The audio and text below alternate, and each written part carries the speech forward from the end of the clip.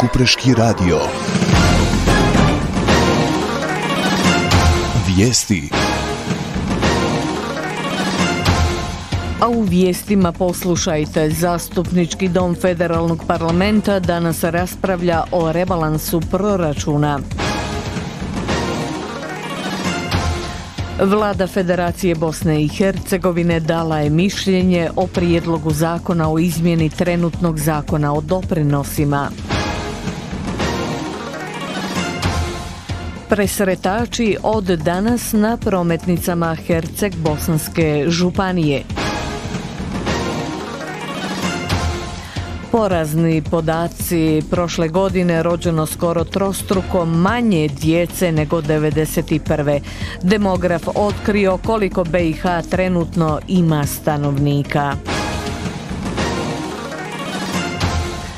Od 1. studenog počinje primjena zimskih tarifnih stavova.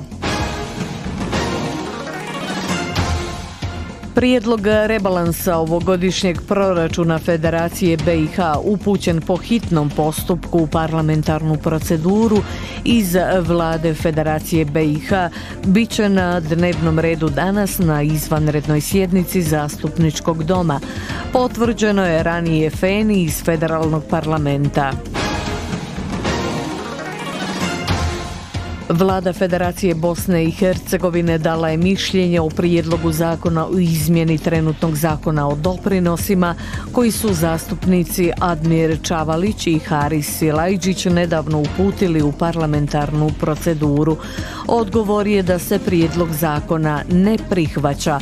Ukidanje obveze plaćanja na navedena primanja, u koja između ostalih spadaju i ugovore o djelu i drugi slični angažmani koji se nerijetko zaključuju u cilju izbjegavanja zaključivanja ugovora o radu i samim tim izbjegavanju plaćanja doprinosa za obvezna osiguranja. Zasigurno bi značilo poticanje sive ekonomije, te bi ova izmjena izazvala promjene na tržištu rada, te bi posljedično ugrozila izvan proračunske fondove. S tim u vezi ukazujemo da i u zemljama u okruženju nije propisano oslobađanje od plaćanja doprinosa na predmetna primanja. Navodi se u obrazloženju Vlade Federacije BiH, prenosi akta.ba. Ministarstvo unutarnjih poslova Herceg-Bosanske županije nabavilo je sustav EU Nomina koji je ugrađen u 2 neobilježena policijska vozila koja koriste policijski službenici SPPP i PP Tomislavgrad. EU Nomija je multifunkcionalan sustav i modularno rješenje za nadzor prometa iz vozila u pokretu i stacionarno, te automatsko prepoznavanje registarskih pločica. Ima mogućnost snimanja od 360 stupnjeva i modul za noćno snimanje prometa. U vozilu je ugrađeno ukupno 6 kamera, 4 za snimanje i 2 za raspoznavanje registarskih pločica. Prijenos podataka na server je bežični. Ima mogućnost snimanja i izdavanja slika za evidenciju i sankcioniranje prekršaja u prometu, detekciju prekoračenja brzine vozila u odlasku i dolasku, neregistriranost, uporabu pojasa, uporabu mobitela u vozilu, nepropisan prelazak vozila iz jednokolničkog traka u drugi, nepoštivanje crvenog svjetla na semaforu, kao i druge uočene prekršaje u prometu koji se mogu sankcionirati na licu mjesta i naknadno pregledom videozapisa. Pored navedenog, videozapisi iz vozila mogu se koristiti i za evidenciju vozila koja su sigurnosno interesantna po kriminalitetu.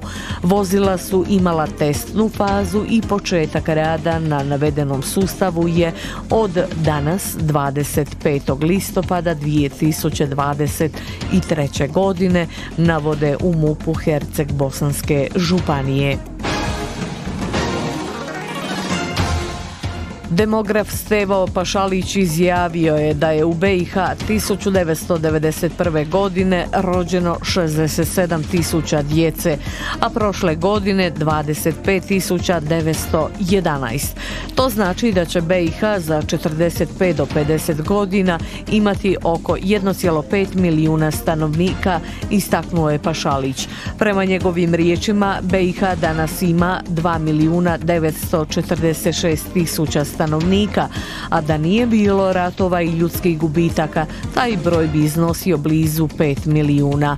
On je, kako prenosi N1, istaknuo da su procesi depopulacije pokazali da je BiH doživjela signifikativni demografski pad koji se i dalje nastavlja.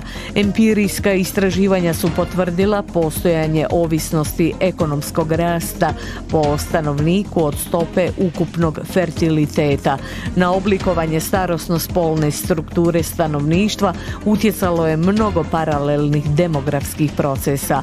Opadanje aktivnog stanovništva u BiH praćeno je porastom neaktivnog stanovništva, posebno umirovljenika 65+, naveo je Pašalić. On je istaknuo da dugotrajno iseljavanje s ovih prostora nameće i pitanje njegovog zaustavljanja i koliko BiH stvarno košta odliv stanovništva.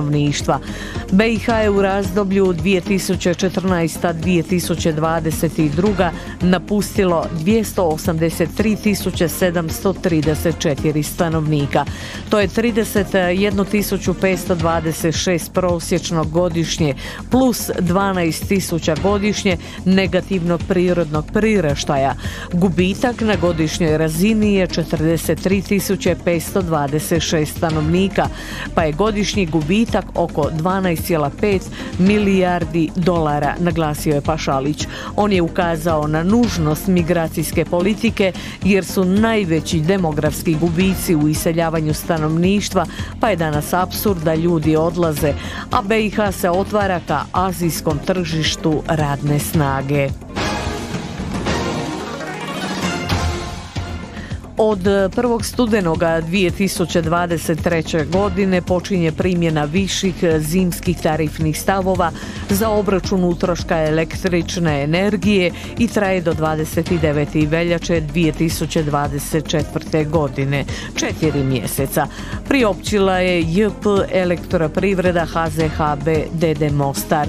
Iz Elektroprivrede HZHB podsjećaju kupce da se u navedenom razdoblju za vrijeme zimskog računanja vremena veći dnevni tarifni stavovi primjenjuju od 7 sati do 13 sati i od 16 sati do 22 sata, dok se manji dnevni tarifni stavovi primjenjuju od 22 sata do 7 sati i od 13 sati do 16 sati te nedjeljom. Slušali ste vijesti Kupreškog radija.